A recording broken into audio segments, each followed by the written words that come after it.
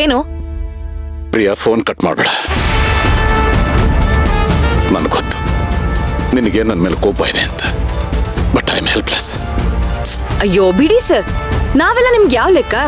ನನ್ನಂತವ್ರು ನಿಮ್ಗೆ 100 ಜನ.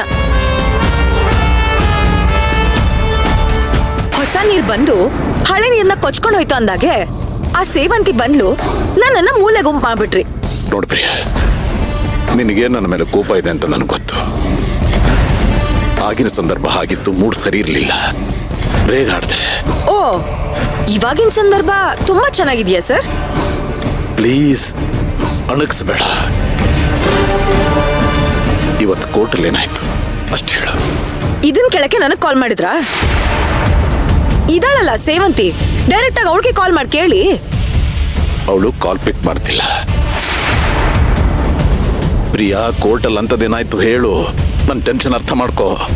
ಆಹಾ, ಅಷ್ಟ ಆಸಕ್ತಿ ಇದ್ದವರು ಅರ್ಧದಲ್ಲಿ ಅವಳ ಕೇಸ್ನ ಯಾಕೆ ಸರ್ ಬಿಟ್ರಿ? ಅವಳೇನ್ ದುಡ್ಡು ಕೊಡಲ್ಲ ಅಂತ ಹೇಳಿದ್ಲ ನಿಮ್ಗೆ? ಏನೋ ಗೊತ್ತಿರೋ ಲಾಯರು, ಅದ್ರಲ್ಲೂ ಅರ್ಜುನ್ ಜೊತೆ ಹೋರಾಡಿ ಗೆಲ್ಲೋದಕ್ಕೆ ನಿಮ್ ಒಬ್ಬರ ಕೈಯಿಂದನೇ ಸಾಧ್ಯ ಅಂತ ನಿಮ್ ಕೈ ಕೇಸ್ ಕೊಟ್ರೆ ಎಂತ ಒಳ್ಳೆ ಗಿಫ್ಟ್ ಕೊಟ್ರಿ ಸರ್ ನೀವು.